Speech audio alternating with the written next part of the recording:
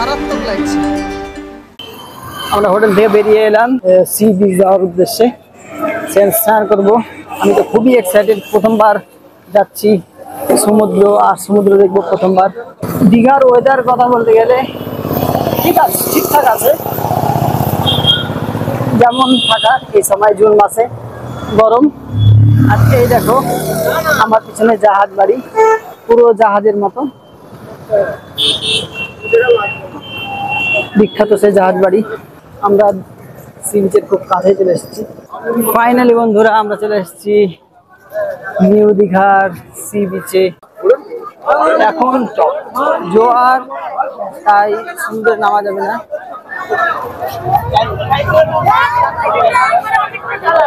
কি লোকের সমাগম দেখো, লোক দেখো কি পরিমাণ লোক।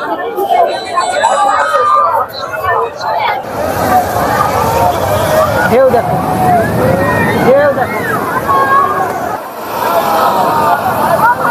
গর্জন দেখো, গর্জন দেখো।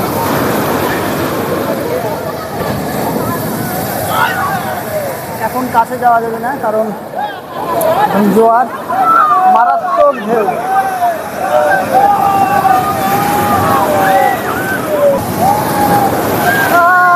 পুরো ভিজে গেলাম। এই ঢেউটা মারাত্মক ছিল।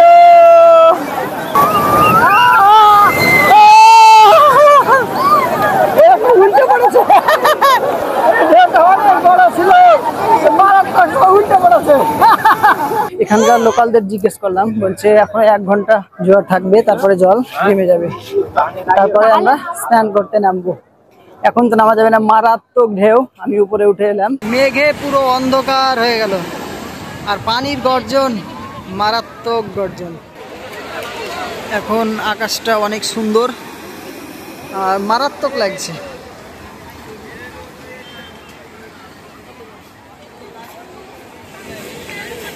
এখনো ভাটা পড়েনি, তবে দেখা যাক কখন ভাটা পড়ে, তারপরে আমরা সমুদ্রে নামবো। দুপুরবেলায় যখন এসেছিলাম তখন জোয়ারের জল একেবারে ফুলে ফেপে উঠেছিল, তাই একটু গা ভিজিয়ে ফটো তুলে চলে গিয়েছিলাম হোটেল, এবং হোটেল থেকে আবার এখন 4টের পরে আবার ফিরে এলাম সি বিচে। এখন দেখো অনেকটা জল কমেছে এবং সব স্নান করতে নেমে পড়েছে। কি অসাধারণ লাগছে দেখতে। পুরোপুরি জল কমেনি, তবে কমতে শুরু করেছে, আরো কমবে হয়তো। এখানকার লোকালরা বলছে যে আরো কমবে, কিন্তু অন্য দিন কমে যায়, এতক্ষণ অনেকটাই কমে যায়, কিন্তু আজকে একটু দেরিতে কমছে।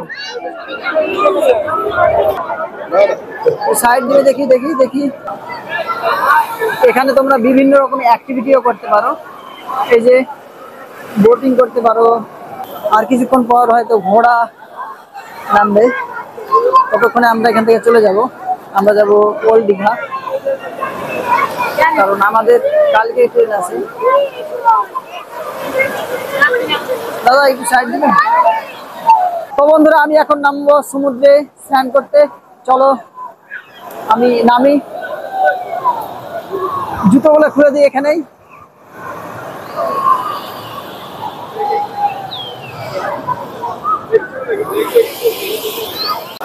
প্রথমবার জীবনে সমুদ্রে স্নান করতে নেমেছি, এর আগে কখনো সমুদ্রে আসেনি, প্রথমবার স্নান করতে নেমেছি। কি আনন্দই না হচ্ছে, দারুণ।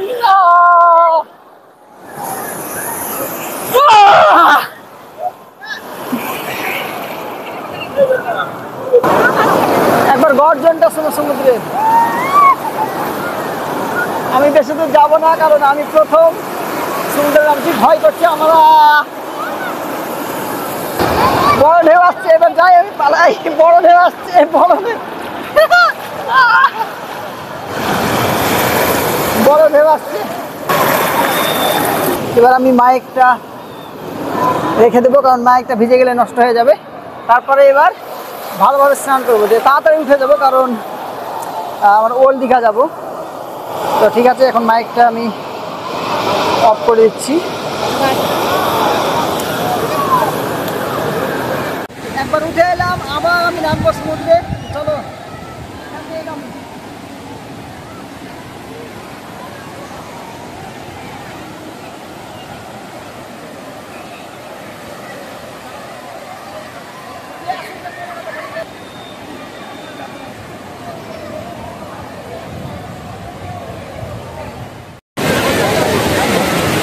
আমার পিছনে দেখতে পাচ্ছ কি ঢেউ আসছে। স্নান করলাম, পুরোপুরি স্নান করলাম।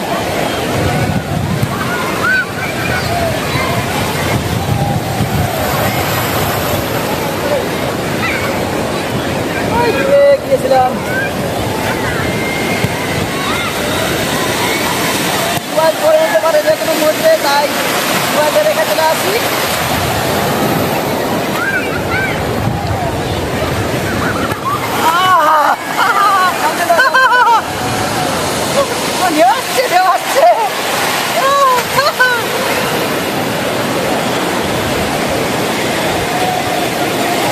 জোয়ারের জল আস্তে আস্তে কমতে শুরু করেছে, অনেকটাই কমে গেল।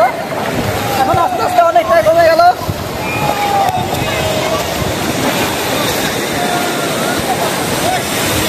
ঠিক আছে,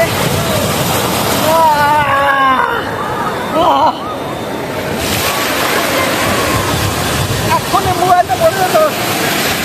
চলো মোবাইলটা রেখে আসি, এক্ষুনি মোবাইল পড়ে যেত। চলো রেখে আসি।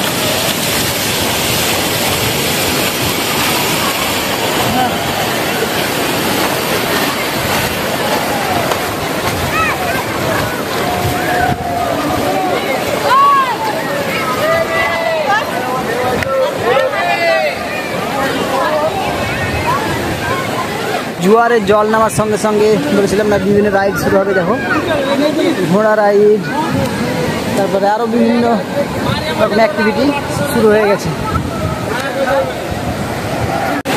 ইচ্ছে মতো গা ধুয়ে উঠে পড়লাম, আর গা ধুবো না এখন। এখান থেকে গিয়ে যাবো ওল্ড দীঘা। চলো, অনেক হয়ে গেছে, আর গা ধুবো না। 5টা পার হয়ে গেছে।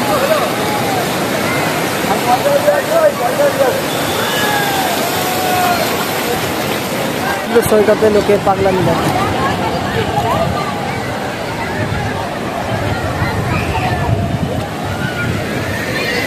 মানুষ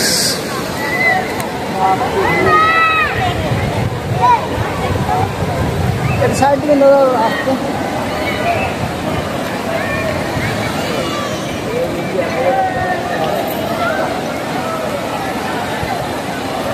এখানে বিভিন্ন অ্যাক্টিভিটি চলছে।